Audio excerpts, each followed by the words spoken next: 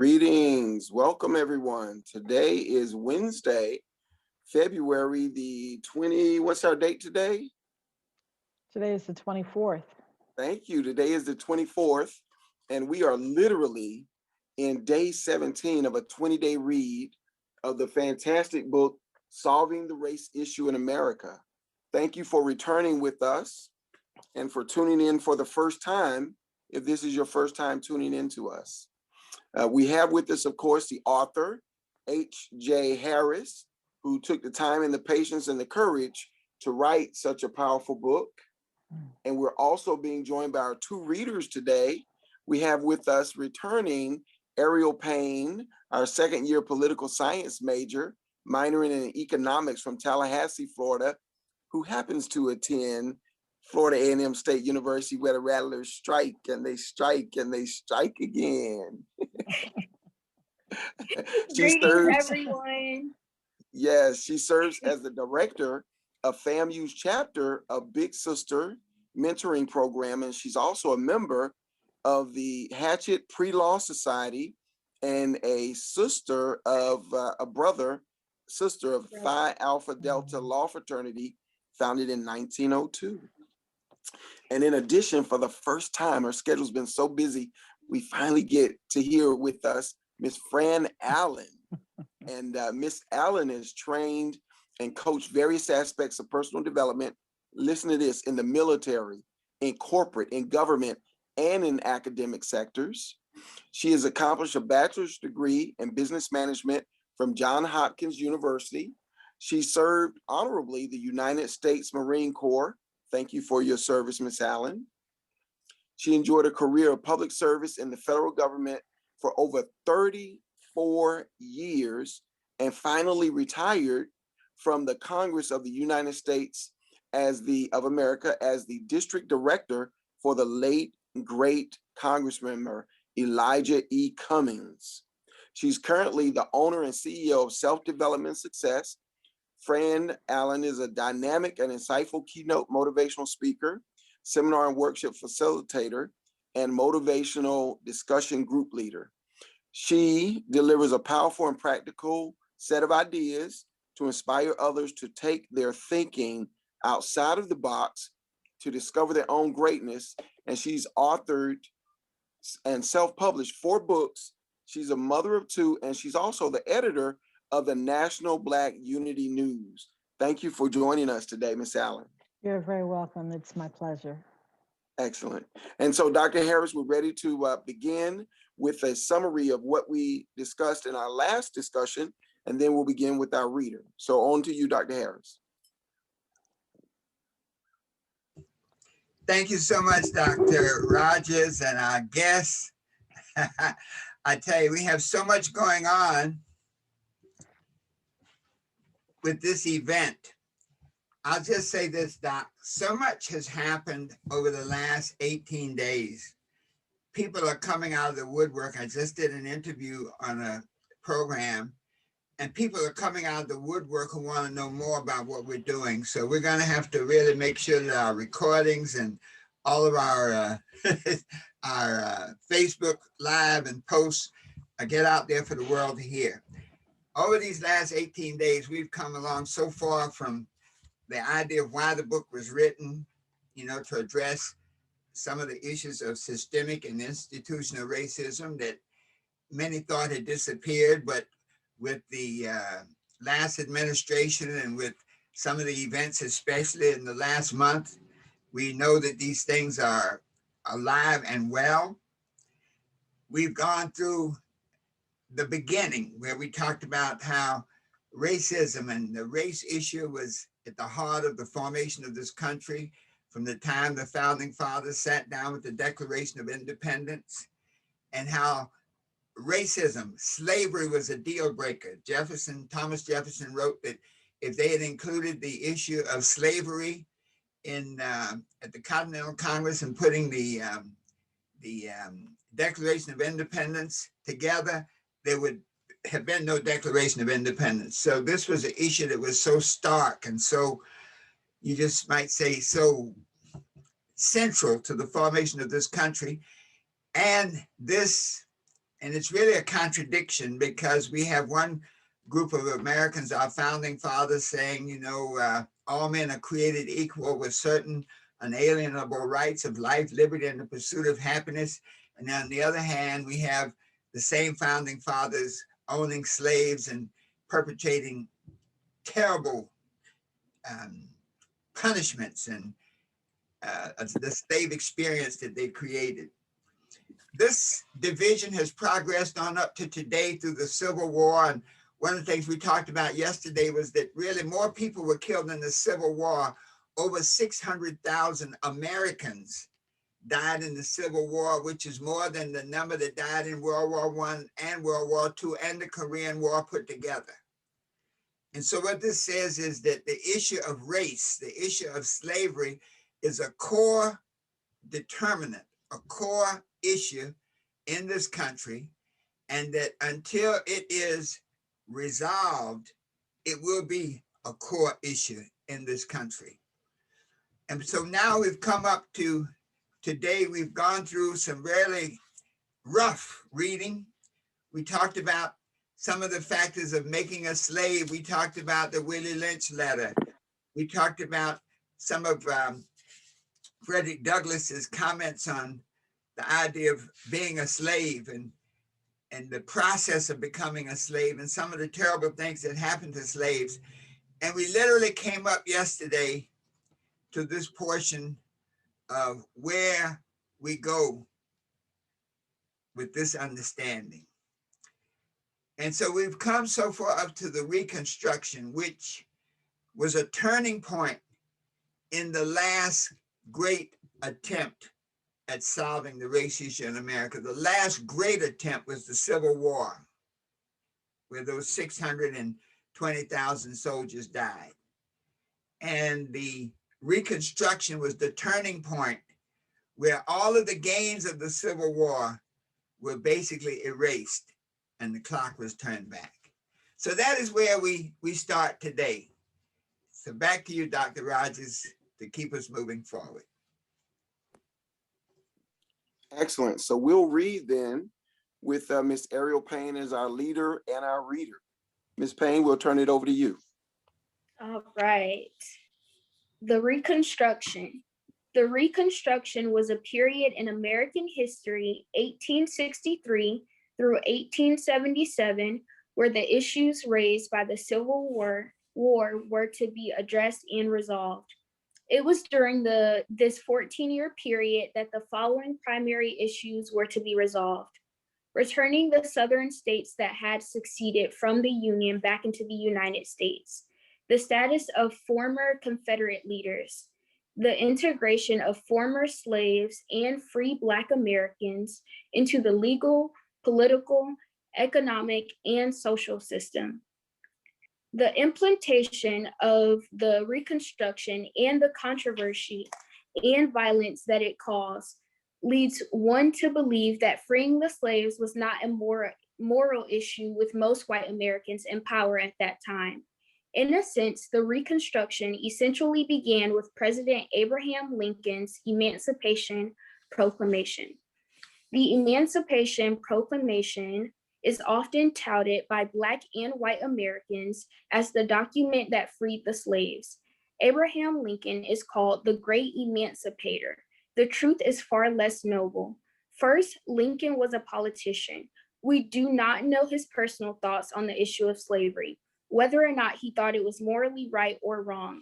What we do know is that Lincoln was pressured by the abolitionists and radical Republicans to issue an order freeing the slaves. It was nearly 2 years after the Civil War started on April 12, 1861, that President Lincoln finally issued the Emancipation Proclamation on January 1st, 1863. The Emancipation Proclamation did not free all slaves. Contrary to popular belief, the Emancipation Proclamation was very limited in many ways. First, it applied only to states that had seceded from the Union, leaving slavery untouched in the loyal border states. Second, it exempted part of the Confederacy that had already come under Northern control. Third, the promised freedom for the slaves depended upon Union military victory. Although the Emancipation Proclamation did not immediately free a single slave, it transformed the character of the war. After the Emancipation Proclamation, the advance of Union troops in effect freed the slaves in the conquered territories and advanced the domain of freedom. Freeing the slaves was more of a military tactic than a moral imperative. In addition, the proclamation provided that Black men would be accepted in the Union Army and Navy. A careful reading of the Emancipation Proclamation, together with Lincoln's political motives for making the proclamation, demonstrate and confirm that political expediency and not moral fiber was its raison d'etre. By freeing only those slaves in states and parts of states that were in rebellion, Lincoln left slavery intact and, in a sense, condoned it in states that were not in rebellion. I am certain that consideration was given to the possibility that if the slaves knew that they would be freed when the Union Army captured their area, these slaves, wanting their freedom, would be inclined to aid and assist in defeating the Confederacy.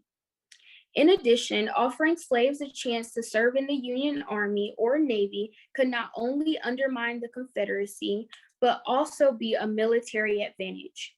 By the end of the Civil War, almost 200,000 Black soldiers and sailors fought for the Union Army. The Emancipation Proclamation, January 1st, 1863, a transcription. By the President of the United States of America, a proclamation, whereas on the 22nd day of September in the year of our Lord, 1862, President of the United States, containing among other things, the following, to wit, that on the first day of January 1863, all persons held as slaves within any state or designated part of the state, the people whereof shall then be in rebellion against the United States free. And the executive government of the United States, including the military and naval authority thereof, will recognize and maintain the freedom of such persons, and will do not act or acts to repress such persons or any of them in any efforts they may make for their actual freedom. That the executive will, on the first day of January aforesaid, by proclamation designate the states and parts of states, if any, in which the people thereof respectively shall then be in rebellion against the United States. And the fact that any state or the people thereof shall on that day be in good faith represented in the Congress of the United States by members chosen thereto at elections wherein a majority of the qualified voters of such state shall have participated, shall, in the absence of strong countervailing testimony, be deemed conclusive evidence that such state and the people thereof are not then in rebellion against the United States. Now, therefore, I, Abraham Lincoln, President of the United States, by virtue of the power in me vested as Commander-in-Chief of the Army and Navy of the United States in time of actual armed rebellion against the authority and government of the United States, and as a fit and necessary war measure for suppressing said rebellion, do on this first day of January in the year of our Lord, 1863, and in accordance with my purpose, so to do publicly proclaimed for the full period of 100 days from the day first above mentioned, order and designate as the states and parts of states wherein the people thereof respectively are this day in rebellion against the United States, the following, to wit: Arkansas, Texas, Louisiana, except the parishes of St. Bernard, Plaquemines, Jefferson, St. John, St. Charles, St. James, Ascension, Assumption, Terrebonne, La Fourche, St. Mary, St. Martin, and Orleans, including the city of New Orleans, Mississippi, Alabama, Florida, Georgia, South Carolina, North Carolina, and Virginia, except the 48 counties designated as West Virginia, and also the counties of Berkeley, Comac, Northampton, Elizabeth City, York, Princess Anne, and Norfolk, including the cities of Norfolk and Portsmouth, in which expected parts are for the present left precisely as if this proclamation were not issued. And by virtue of the power and for the purpose aforesaid, I do order and declare that all persons held as slaves within said designated states and parts of states are and henceforward shall be free, and that the executive government of the United States, including the military and naval authorities thereof, will recognize and maintain the freedom of said persons.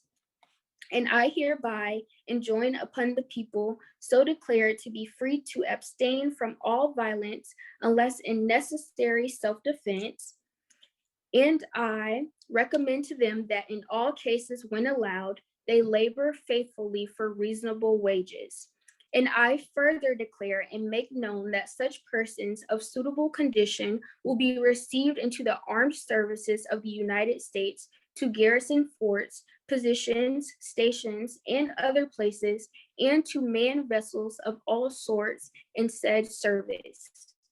And upon this act, sincerely believed to be an act of justice, warranted by the Constitution, upon military necessity, I invoke the considerate judgment of mankind and the gracious favor of Almighty God.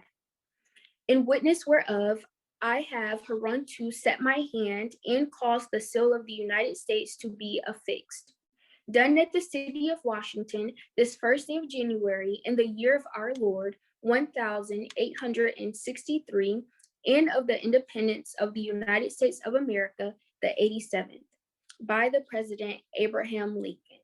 William H. Seward, Secretary of State.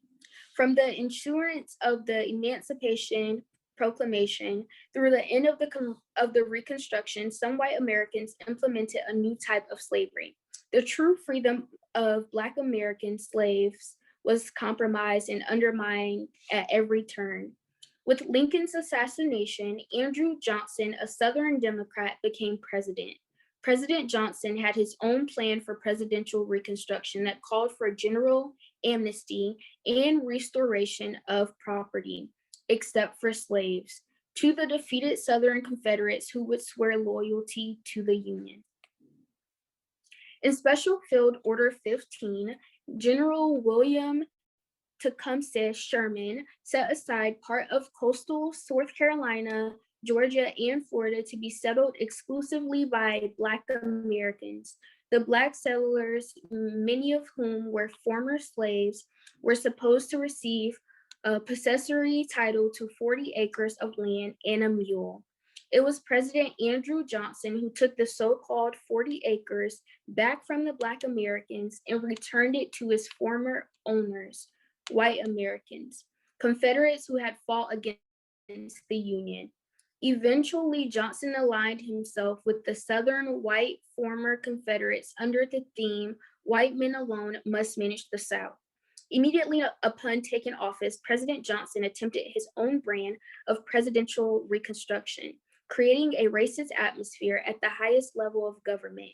He handed out thousands of pardons to former Confederates in routine fashion and allowed the South to set up Black codes, severe state laws that limited the freedom of former slaves and essentially maintained slavery under another name.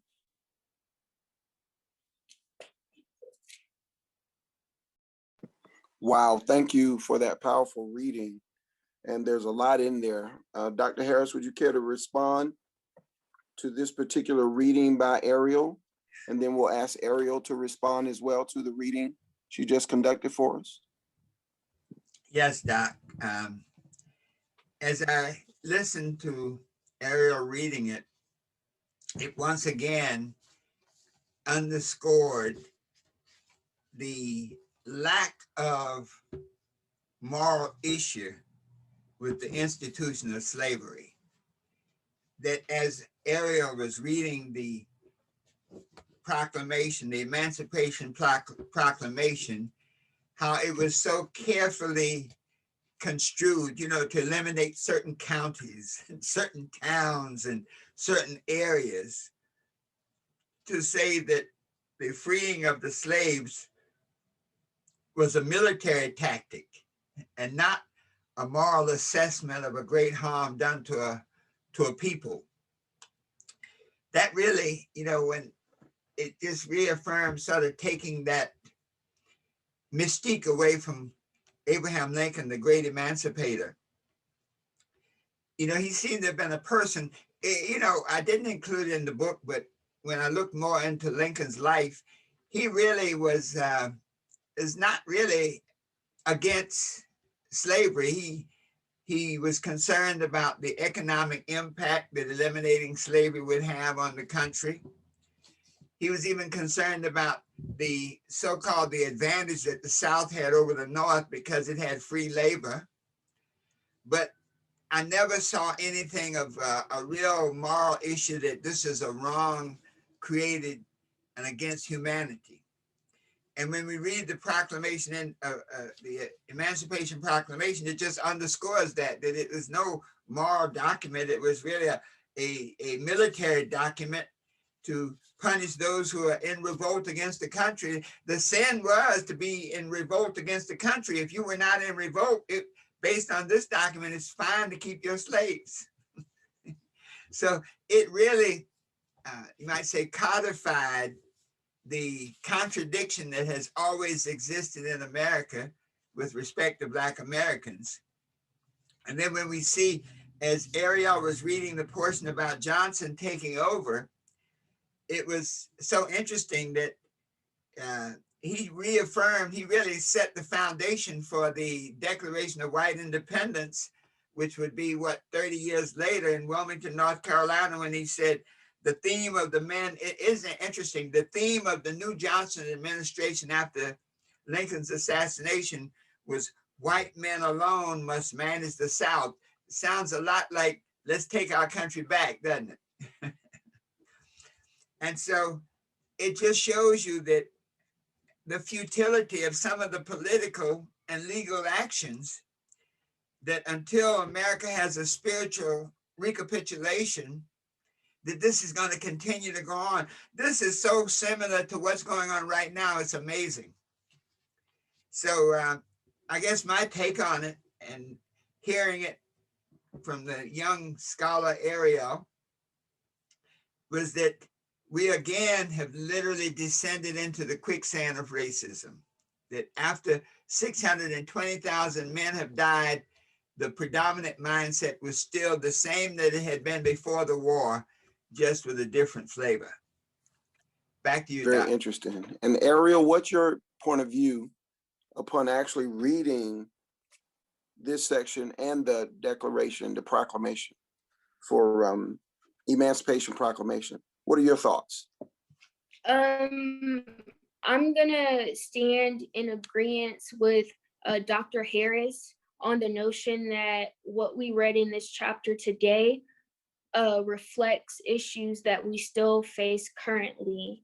So with that being said, I believe this chapter was very important because it served as a reminder that we were once not even considered citizens, and that at one point in time, we were only worth 40 acres in a mule to this nation. So with that being said, I just, again, with what Dr. Harris mentioned, this is this chapter served as a great reflection that the 14th Amendment of the United States is literally our birth certificate. And with that being said, I mean, we just have to go back and analyze the foundations of our nation. I mean, we had to have an amendment granted to us in order to be regarded as human beings. And I think that just speaks volume on the race issue in this country. So I'm gonna just leave it at that.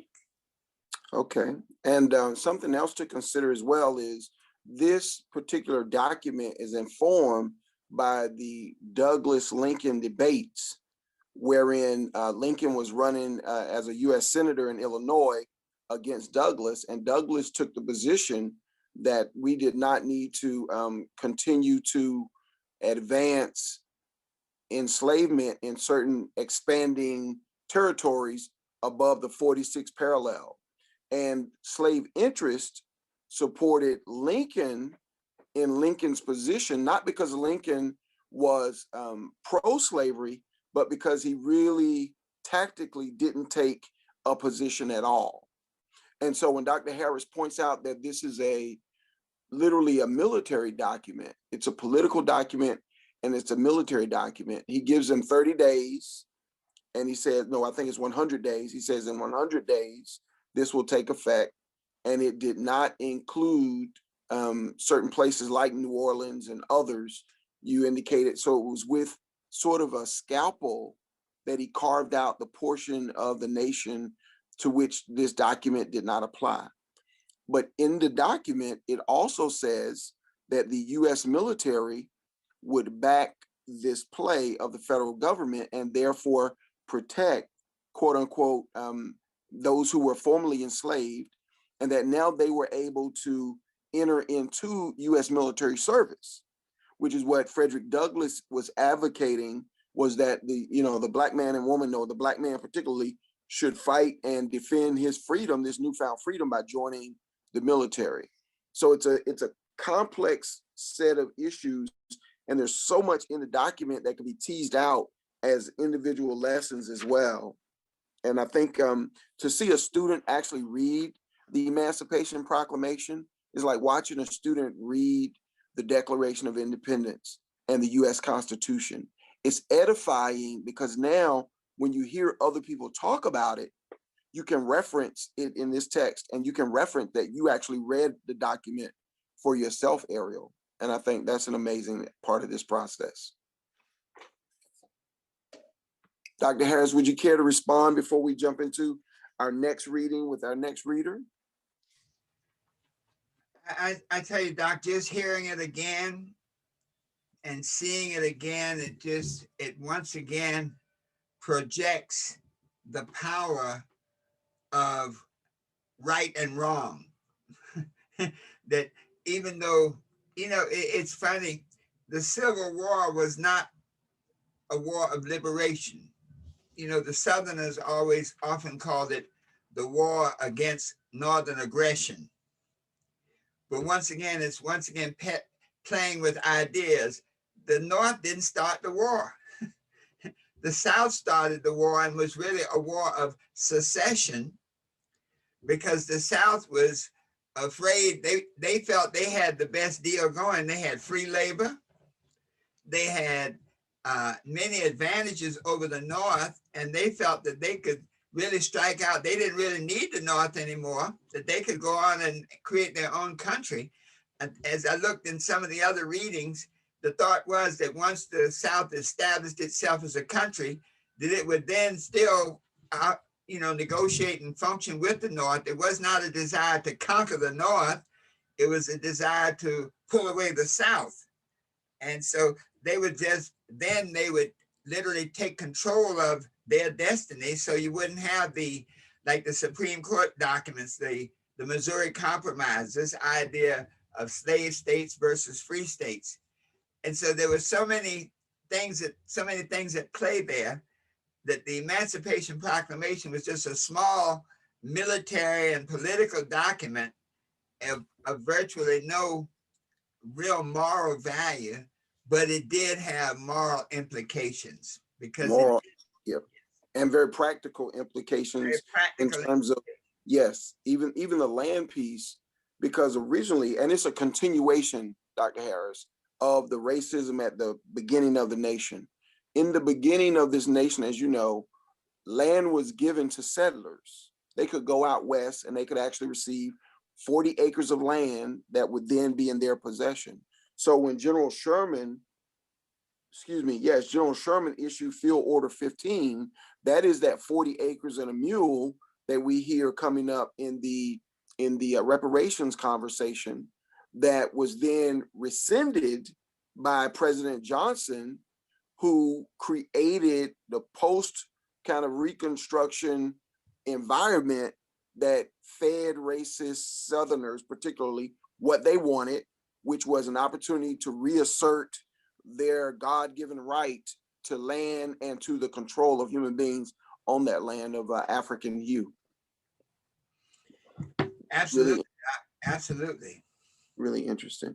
And so we're going to have next Fran Allen to join us and to begin the read. And we're doing something a little interesting.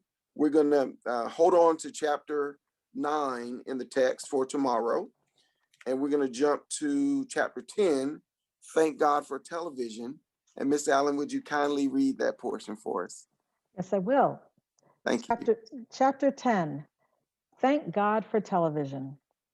The primary difference between civil rights struggle of Black people before the 1950s and the struggle after the 1950s was the advent of television.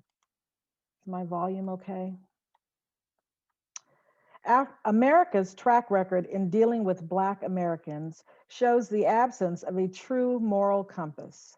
Stark incidents like the aftermath of Hurricane Katrina, the shootings of unarmed Black men, the racist go back to tweets of President Trump regarding 4 congresswomen opened the festering wound of unresolved racism that continuously exists beneath the outward facade displayed by the spirit that is America.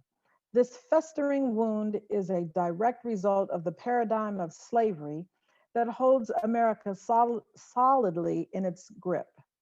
Through television, the whole world can see how America actually treats Black Americans. The whole world can see in vivid pictures that there is a contradiction between the image America projects to the world, land of the free, home of the brave, with liberty and justice for all, and the reality of how it treats its own Black Americans. When the world sees the leader of the free world leave its Black American citizens stranded without water or food for nearly a week, it questions the moral authority of the United States. How can America bring freedom, justice, and democracy to other sovereign nations when it cannot or will not give life, liberty, and the pursuit of happiness to all of its own citizens? Since America does not like to appear a fraud or deceitful in the eyes of the world, television images of Black Americans suffering result in public promises and picturesque press conferences delivering solemn commitments to make things right. The reality is that once the glare of the news cameras of CNN and other international news organizations disappear, the plight of Black Americans may fall once more to the bottom of America's priorities. When significant, though fleeting, changes take place in the way white Americans in power treat Black Americans, it is not always motivated by a righteous moral compass, but rather by the lens of international press cameras that expose the paradigm of racism so firmly entrenched in the fabric of America. For many Black Americans, my country 'tis of thee, sweet land of liberty, applies mainly to white Americans. This was demonstrated in the 1950s and 1960s when the world through television saw white Americans in authority, Southern policemen who were charged with protecting all citizens, spraying Black American men, women, and children with fire hoses, letting trained dogs attack Black citizens trying to exercise their constitutional rights. The rest of the world saw images of James Earl Chaney, Andrew Goodman, and Michael H. Schwimmer, 3 young civil rights workers whose bullet-riddled bodies were buried in an earthen dam in the southern state of Mississippi. Images of Viola Liuzzo, a white Christian American woman who went to Alabama to help Black Americans in their struggle for civil rights, shot dead by white racist Americans, shocked the world in its brutality. Television gave the whole world a picture of the lifeless bodies of 4 little Black American girls killed on a Sunday morning by white American racists who placed dynamite at the 16th Street Baptist Church in Birmingham, Alabama. Through, through television, the rest of the world saw that America was living a lie. This shamed America and gave good and righteous Americans, black and white, Christian, Jews, Gentiles, and others, a chance to help America live up to its creed. Television projected the braveness of the Greensboro Four, Joseph McNeil, Franklin McCain, Ezell Blair Jr., and David Richmond, four students at A&T State University in Greensboro, North Carolina, who started the civil rights sit-ins to integrate eating facilities in the South. It was television that brought a little old white lady to join the Greensboro Four as they sat in at a lunch counter, harassed and spat upon by white Americans who opposed integration. Joseph McNeil, one of the four, said that the white lady asked him, "Why did it take so long for black people to sit in and force integration?" McNeil's thoughts in response to her question may have been, why did it take her so long to come forth and declare that segregation was immoral and wrong? Didn't she know it was wrong before these four young men risked their lives to secure what had been promised in the Declaration of Independence? Why did she and other white Christian Americans stand back and say nothing for so many years? It is through the power of television that the world can see the contradictions and racism that still exist in 21st century America. The images seen on television remind citizens of the world that all is not well in America. Many Americans delude themselves into thinking that America has lived up to its creed and that the paradigm of racism was long ago resolved by integration and affirmative action. But television and the internet serve as stark reminders of the truth that is America, whether the aftermath of Hurricane Katrina in 2005, or the vicious beating of Rodney King by Los Angeles police officers in 1991, or the dragging of James Byrd to his death by white American racists in 1998, or the killing of Trayvon Martin in Sanford, Florida, or the killing of Eric Garner in New York City, or the killing of Michael Brown in Ferguson, Missouri, or the killing of Philando Castile in Falcon Heights, Minnesota, or the killing of Freddie Gray in Baltimore, Maryland, or the killing of Walter Scott in North Charleston, South Carolina, and the shooting or killing of so many others, known or unknown. Fake news. Fake news is the latest attempt to undermine the power of television, the internet, and the press in general. It is an attempt to hide the truth of circumstances or situations by undermining confidence in the objectivity and veracity of the news organizations that report on these circumstances or situations. This fake news movement can be a death blow to our democracy. When Americans have no frame of reference to establish truth, to know what to believe in, we are no longer an educated electorate and can be fooled and ruled by tyrants and despots. Whew. I tell you. It's a deep read, Dr. Harris. Woo! Francine, you got into it too. I can tell. I can hear the rhythm of your reading. So beautiful. Thank you. You know, intention is amazing, and validation is even more amazing. We are always involved in PR, how you want the world to see you.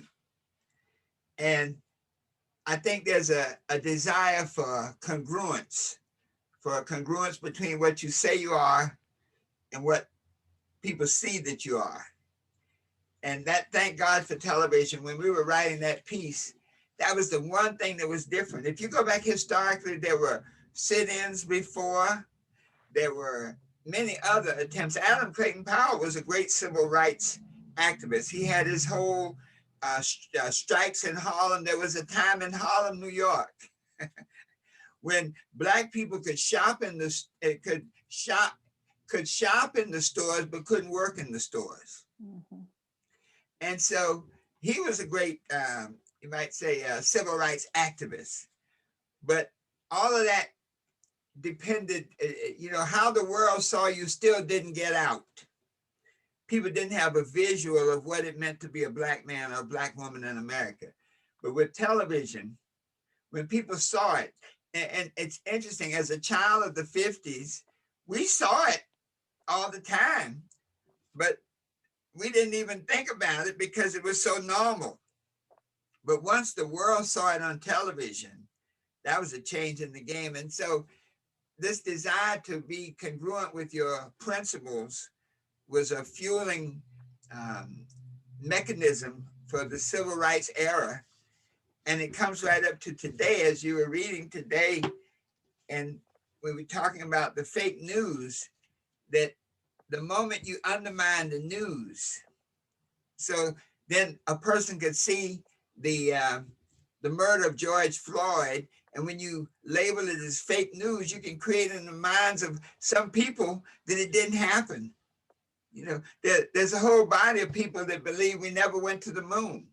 you know, and so this whole power to define what is true and what is not is awesome.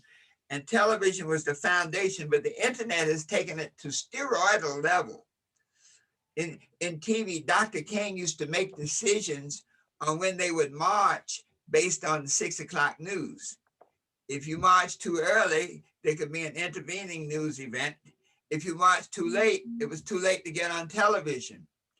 And so as a result, very often demonstrations were planned to coincide with the news cycle. With the internet, it's a 24-hour cycle. And there's no objective way now to know what is or is not true. And with the video cameras, with the phones, you can literally create a completely false reality, and the platform is there to bring it to the world. It's a scary time. Back to you, Doc. And Fran Allen, what's your response to both the Reed and Dr. Harris's comments? Well, I think Dr. Harris is truly on point. When you create a mechanism whereby people can see things in real time, then you're forced to step into a place that perhaps you are not prepared to go in terms of making your audio match your video, as the young folks would say. I can remember a time when I was in the military in the mid 70s, and the United States was this superpower around the world. Everybody looked up to America, when we would be stationed in, duty stations that were outside of this country, these American military people, we were seen as, the great power brokers, if you will. Mm-hmm. But then television, the internet, and the advent of cell phones started to create a reality that America was not ready for the world to see. And many say, well, it was, the last administration that really broke down the power of the United States, and we've lost our respect around the world. It was not that man. He was not smart enough to do that. It was the action of the people that he empowered to take the hoods off and let people see who they really were. And when the television cameras, the internet, and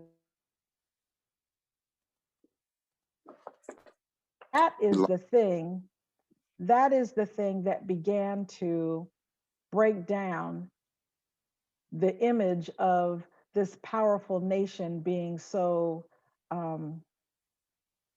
so out front and so ahead of everyone else, when the reality is we're just like everybody else. And in many, many, many cases, way, way worse. Because we espouse to be all these wonderful things.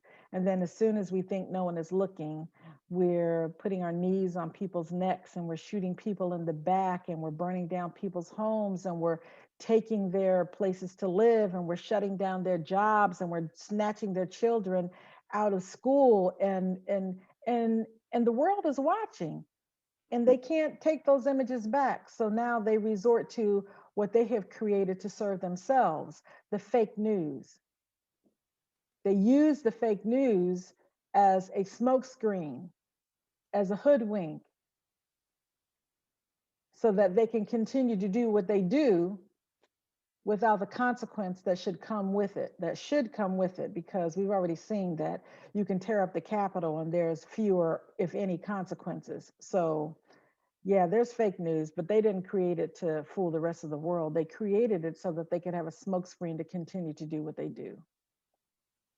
And it's so interesting. It makes me think of the days when the Klan were created and how they would cover their faces, as you indicated, with these sheets and go out and do these terrible things.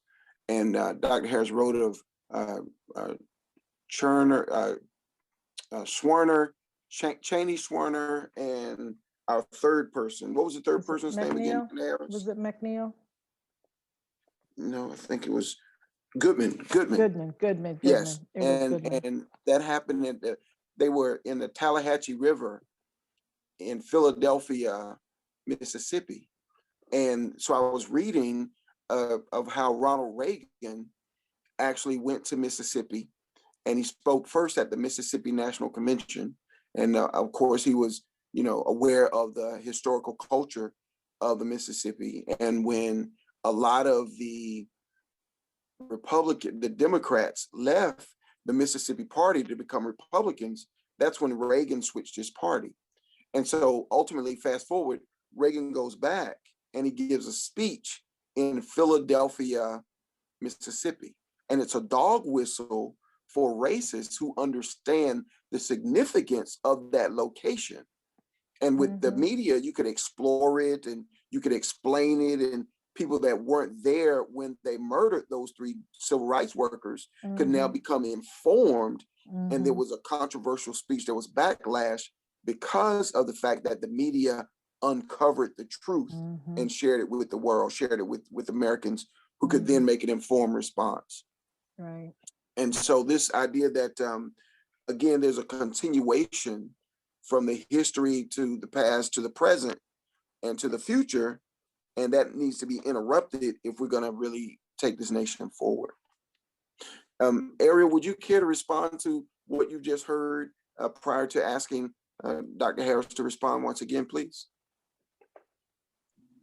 I'll again have to agree with Miss Allen on basically the point that America is a self-proclaimed democracy.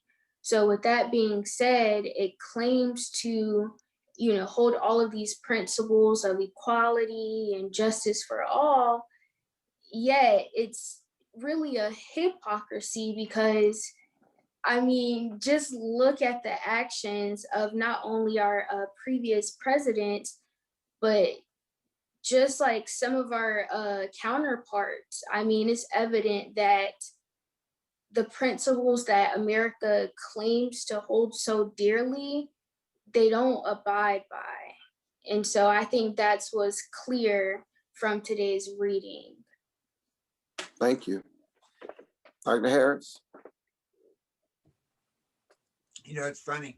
When you hear your writing, you wonder, you say, man, wow, what was I thinking? What was I perceiving? But when words are, I guess words are like shadows, but when you hear the words, the hearing, it says, it begins with the hearing. When you hear the words, it gives them an entirely different meaning. And it just lets us know that, as you were reading, Miss Allen and Ariel and Dr. Rogers, I think I got a certain sadness for a moment because it seems so overwhelming. If you think about it, if we live in a world where you don't know what's true anymore, where and it's not so much you, but where a large segment of the electorate act on things that are not true, but that they believe are true. And what you believe is so profound because you live your beliefs, you act your beliefs. And so when we look at the power of fake news, it's like, one of the great things about America was we thought we did not have propaganda. We often talked about the communist nations That's right. and these In other, Russia, that's right. yes, Cuba, Russia. yes. Yeah, you had a vice president in charge of propaganda. And one of the, the real, you might say, qualities of these banana republics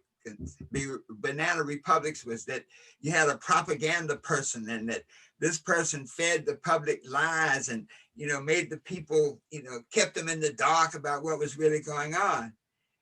But then we come now to America, and we have one of the great values. I mean, in the Constitution, it talks about the free press. The freedom of press. The Yes. freedom of the press. And freedom of speech. Yes, and the freedom of speech. The freedom of the press. And that was a core value that is required by democracy. That you know what is truth. And so therefore you can then progress towards a more perfect union. But when you now, and I mean this last administration, this last cycle, in putting this fake news into the discography, into the dialogue, into the consciousness, that people are now becoming unable to determine what is the truth. And another, your bullseye, and another part of that, Dr. Harris, is, at one point the news was a credible source because they actually investigated, and you had reporters, and there were standards of journalism that played out. And then when people began to produce their own news on web pages and so forth, those standards need no longer apply. Add in the mix the radio guys, one just passed away, Rush Limbaugh, and how he would spew out this foolishness and people would buy in by virtue of he just had a loud microphone. And so then when you had the sitting president, and Miss Allen could probably speak to this from a political perspective, you had a sitting elected official who was called, quote unquote, honorable. And he's pointing to the media and basically saying, get him, that you fake news covering me right now. And it sends people that have cognitive dissonance into, well, I'm watching you, but I guess what you're saying is that they're not covering you the way they should be. And I need to turn this off and go to Fox News Network because they're a credible source of information from my perspective. Well, let me just plant the seed that fake news did not start with Donald Trump. He took it to a whole new level. He gave it an audience that it probably, or it may not have grown to include, but it did not start with him. And America has always had propaganda. They just didn't show it in America. They showed it all over the rest of the world. So it's not like we didn't have propaganda. Yes, we did. That's why the rest of the world thought America was the place to come to. That's why everybody else was trying to get from where they were to where we are, because of the propaganda that they watched about this wonderful place and the white picket fences, and everybody gets the beautiful home, and all the kids get educated, and the senior citizens go off into the golden sunset and live their last years so comfortably with no struggle. And then they left where they were, which was as bad as where they were going to come here and discovered that they got more of the same. Yeah. And then they were mad, and then we were liars. But it's never greener on the other side, folks. The grass is grass. Grass is grass. It's grass. It's grass. And if it's growing, it's green. It doesn't matter where it is. It doesn't matter where it is. So now you got America, and the wool has been pulled off, and the rest of the world is going, hey, wait a minute. Right. And what's also interesting about what you're saying earlier in the book, Dr. Harris mentions that in the Declaration of White Independence in Wilmington, North Carolina, when they had the revolt of 1898, part of the declaration, the gentleman says, the author, Reverend Cecil, I think it was, actually says, we need to destroy the printing press that's owned by and operated by Black folks. So we can stop. That's their way of saying that's fake news, and we're going to destroy their ability to literally tell the truth, so that only one point of view would be perceived as the truth, because the other point of view would have no means of producing itself during the time when, you know, the newspaper was the major way of getting information out. Exactly. Look, if they thought they could cut our tongues out as we were born into this world and we were never able to speak, that they could just control everything with no effort at all. But the truth is, we have finally found a voice, and we finally found a way to use that voice and to distribute the message that comes from that voice in a way that they simply cannot control. Thank you for the advent of cell phones and cameras in all of those cell phones, and the ability to take a video, because we don't have to speak. We can send the image, and the image will speak for us. Yeah. And what's also interesting is, in the history of this nation, the pamphleteer, the person like Paine, give me liberty or give me death. Yes. That would literally stand on the corner and hand out their own publications. Right. This is David Walker's Appeal. This is Marcus Garvey's The Negro World. This is Frederick Douglass and William Lloyd Garrison, The Liberator and the North Star. And this is the history of the Black press. That's literally, we know they're going through challenges now with the electronic age, but this is literally them purporting the news from a perspective that is liberatory in thought, that seeks to invoke freedom for those formerly enslaved. Right. Very interesting. Right. Yep. Care to respond, Miss Payne, before we conclude with Dr. Harris, because we're at the end of the hour? Okay, I just want to say thank you for having me as always. I, of course, enjoyed our discussion and, listening to you all. Of course, I always leave with new information, new knowledge, for me to form my own opinions. And, it's just very useful. It's very helpful. And I've enjoyed my time once again. Well, thank you so much. You and, of course, Ms. Fran Allen have added so much flavor to this presentation. Dr. Harris, would you care to have a closing comment? I'm just blessed to be in your presence.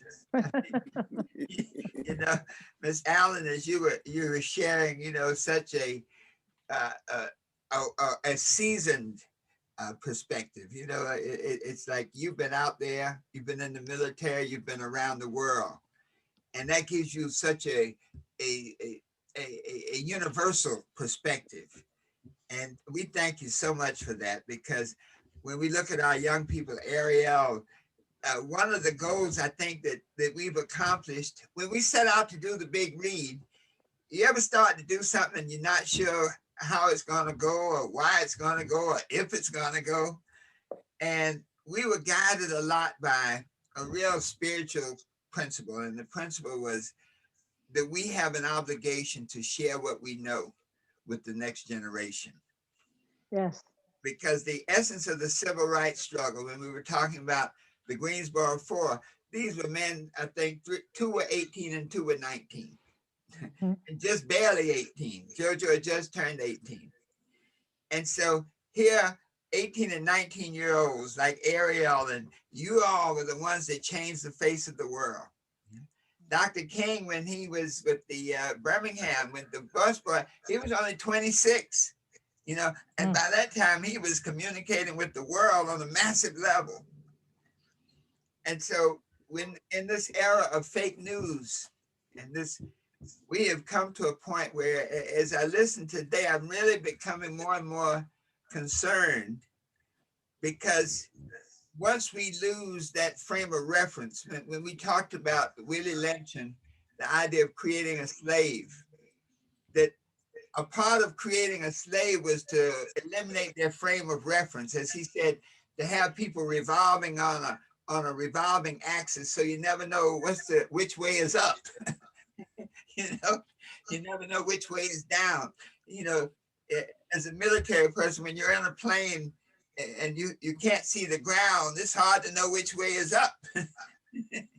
So I'm really concerned now with the world, because one of the exports of this whole fake news concept now, it's gone around the world. The conservative, those people who wanna, and I'll just say the people who wanna take the world to a darker place, are using that fake news concept now to dispute the other side of the world of light. And the people in between now, unless you have the ability to discern, to hear and still have that internal compass to know what is true. The capacity to discern comes from doing what we're doing right now with as Ariel learns more about the past and different things that she may not have known about. Now, when she looks at the world and hears some of the news, she's in a better position to say, this is fake news, and to share with her other young people, like, this is how we figure out what is fair. When we look at that spiritual principle, they say, know the tree by its fruits. And so when we look at a lot of the things going on, when you say, hey, that's a bad thing, I don't care what you call it, it's still a bad thing, then I know now that that tree is a negative tree because its fruits are there. Yes. And so we're going to leave it there today, as we've concluded our hour and our read, and we're going to put this one in the can. And Dr. Harris, I think if you like, we're going to stay on a little longer if Miss Allen is available and Miss Payne is available, and then engage the audience a bit more. Yes, we will. And by the way, our audience, stick with us, because, you know, once we complete our live recordings, we have our live discussions. So those on Facebook, those on Instagram, thank you so much for joining us. If you'd like to be a part of the live discussion, go to thebigread.net,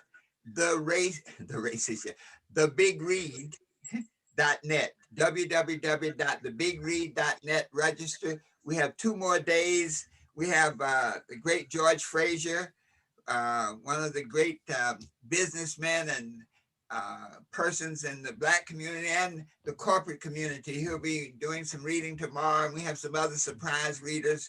So thank you so much for joining us. Get registered, thebigread.net. And now we will continue with our discussions and our incredible audience. Thank you so much for joining us.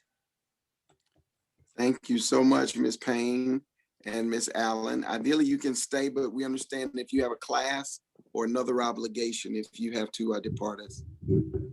All right. Wow, folks, let me open the lines. Let me hit a couple of buttons here. Miss Payne, are you able to stay, or are you departing from us for class? I am going to have to depart today, but thank you all for having me again. Thank you so much. Of And Miss course. Allen, how's your time? I'm available, so All right. let's do it. Beautiful. Excellent. Let's see, let me see if I can open all the lines. Welcome back. Let's see, we can start, well, here, let me start at the top. Amanda, thank you so much. We got you fixed up, didn't we? Oh, yes. Yeah, it's Amanda. Thank you so much for including me. But yes, yesterday I was cut off, and so I missed your conversation. And thank you for fixing that. Thank you. I didn't know what I did, but I knew how to fix it. All right, let's see. Any other comments? You can unmute yourselves to speak and share any questions, any comments. Amanda, any response to what you experienced today with us? Oh, yes, Dr. Rogers. The reading, Dr. Harris as well, was very enlightening. I'd been hearing about these documents for a very long time, the Emancipation Proclamation, and other things we're supposed to have read and learned about in school, but I'd never actually read those documents prior. And so I really appreciate that and getting some sort of context to go along with them. And it makes a lot more sense to me that yes, the Emancipation Proclamation is not what I thought it was. So but anyway, thank you for the reading. And I'm definitely interested in doing more research on the people who were listed today. And I really appreciate all the thoughts and everything that Ms. Allen shared. Definitely interested in learning more about your work and everything else. And Ms. Payne, my goodness, what an amazing lady. So, but anyway, thanks for being here. And I look forward to hearing it from the other participants. Absolutely. I encourage everyone to read the Constitution, because when the debate was whether or not the president at the time would step down, we know that he made an attempt at a coup d'etat. I said, if you go to the U.S. Constitution and you read the proper article and the proper language, you will understand how it's framed to be supported in the future. And so for us to really understand what rights we have and how we were listed in the Constitution, it pays to actually read the document for oneself. It's almost like the Bible. Someone can tell you what's in it, but until you read it for yourself, it's hearsay. Yes. Clara, I see you just opened your mic. Yeah. Once again, on yesterday, I was cut off. I'm sorry. You too? Sorry. Yes, I tried several times to get back in, and I've had another person listening. I've opened up my landline and just leave it open for her to listen. And by the time I put my headphones on, we have to change things. So she had to exit because I can't communicate with you with that and for her to hear. Okay. The message is getting out. Okay. And if it's a drip effect, well, a drip is better than no. Yes. And this is giving me something to really digest. It requires it's a slow process of digesting it, but you got to hear it to be able to grapple with it. And it's almost like an orangutan or something got a hold of you, and you would like to try to sling it off and act like it doesn't, it's not really, because you're so uncomfortable with that feeling that it's creating in you. And I just thank God for the truth, knowing Jesus, a relationship with him, that and my personal growth that allows me to breathe. That's the best I can, to really, and I'm spending more time meditating and allowing the truth to set me free. And as Miss Allen was reading, not as she was expressing her thoughts and having the wide range of experience that she has, I really respect her voice. And what I see is, let me see, how did she put it? Make your audio match your video. If we can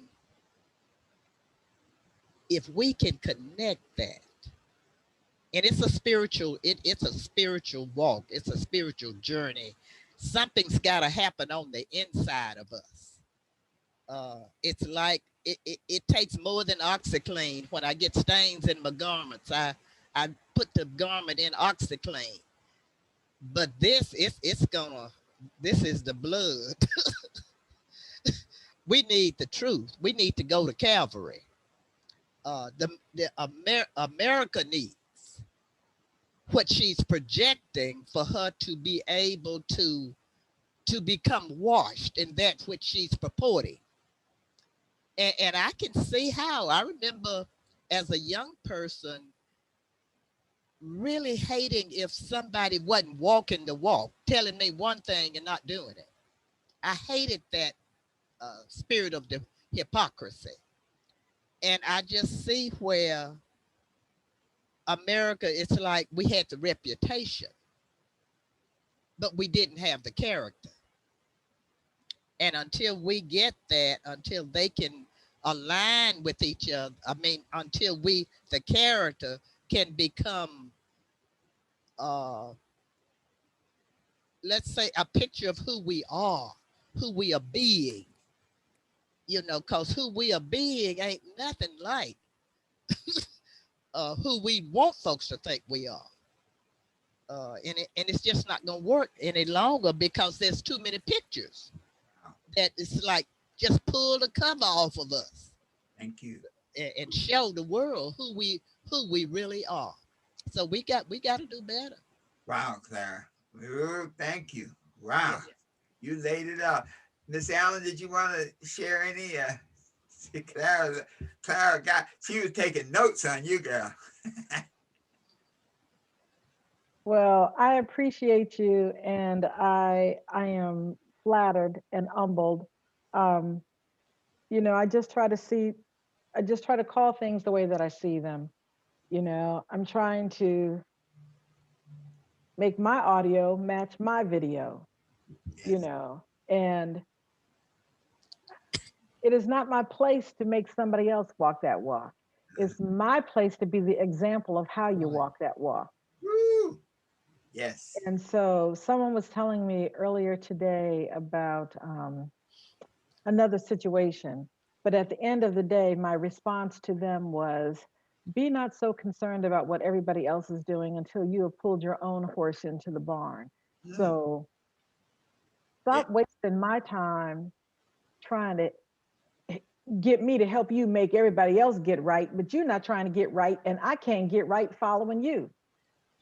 So we all need to just rein it in. This is not a problem that can be solved by some legislative thing that some other people who do not have our best interests at heart are going to tell us what to do, and then they won't do the thing that they're trying to get us to do. This is about searching your own heart. You know it's wrong to kill people, so stop killing people. You know it's wrong to hurt children, so stop hurting children. You know it's wrong to hold your hand out for something that you do not deserve and you've done nothing to deserve it. So go do something that makes you deserving of whatever it is that you have your hand out for. This is not rocket science, folks. It's not rocket science. Ms. Allen, when you were saying that, the scripture came to me. You said that scripture says, don't worry about the mote, the speck that is your brother's eyes. Get the beam in your own eye out. Yes, it's the truth. We're going to have to, I tell you, the Bible and every spiritual text, there are many religions, but one of the things I find in the unification is that the truth is the truth is the truth. Yeah. And it tells you one religion may say it one way, another may say it another way.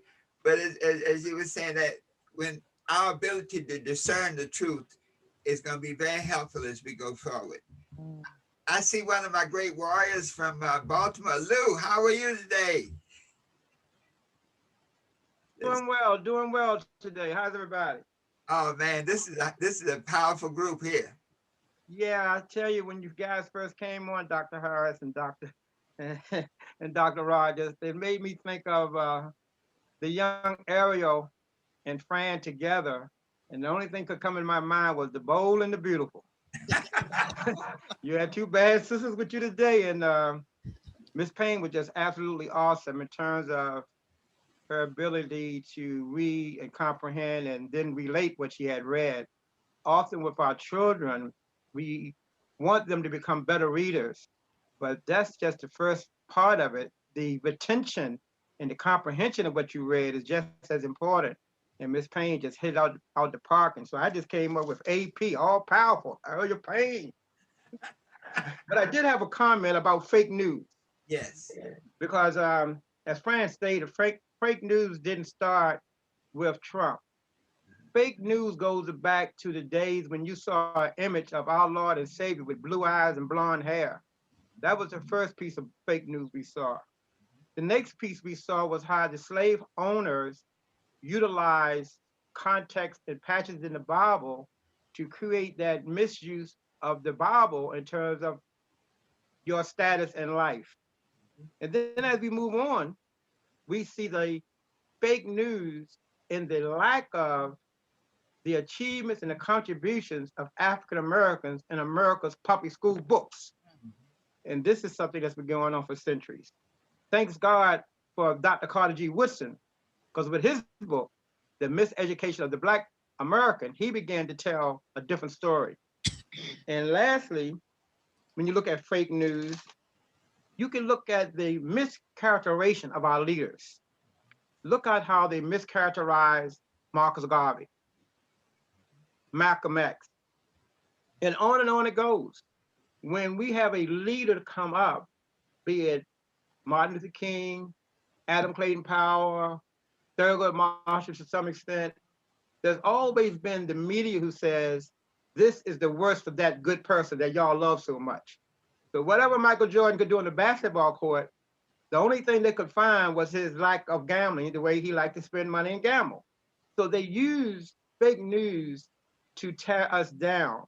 But the good news is, as Fran said, we now control more Black media than ever before. Thanks to Oprah Winfrey, Bob Johnson, and others who have created media, that content that we control. And so for us to really understand the greatness of our Blackness, we got to go to the right sources to get that data. And I had a little something to tell you. Look at the greatest president, I believe, because I never considered Abraham Lincoln a great president. I never considered him the emancipator, none of that. But the greatest president in my lifetime has been Barack Obama. And even in his greatness, they would say the worst they could find about him to try to pull him down as well. I have another comment on democracy, but that's a whole nother conversation, because democracy, with all of its advantages being built on capitalism, it's going to be problematic for those at the bottom of that democratic situation. So that's what I could share today, but it's no matter where you start with something like the Big Read, the fact that you got Division 2 started and 18 days in, you can see where you have gotten today. And then tomorrow, everybody better tune in. Because when you got Mr. George Frazier on the hook, you got a man who knows what he's talking about, particularly as he talks about economic empowerment for African Americans. Yes. So Dr. Harris and Dr. Rogers, Sister Fran, and all powerful Ariel Payne, you did an excellent job today. Just keep up the good work. And this is feeder for the soul, for the spirit. This is what we need. We need to know these things. Thank you so much, Lou. Wow. Any other of our listeners that would like to chime in, you can open your mics if you'd like. We have Patricia, we have Sylvia, we have Clara, we've heard from Sandra. Okay. All right, I think everybody has spoken who wanted to speak. Dr. Rogers, anything else we need to do? Nope, that's it. Wonderful day. Thank you, everyone. We look forward to seeing you tomorrow. And you can always watch the video clips as they are re-airing as Dr. Harris places those in the space. Yes, at www.thebigread.info. And you can go listen and watch them. Thank you so much, everybody. Tomorrow we continue this long journey. Thank you so much, Ms. Allen. You have added such a beautiful piece to this. Dr. Rogers, you've kept us on. And each and every one of you, thank you for sharing a part of this growth experience. So it is.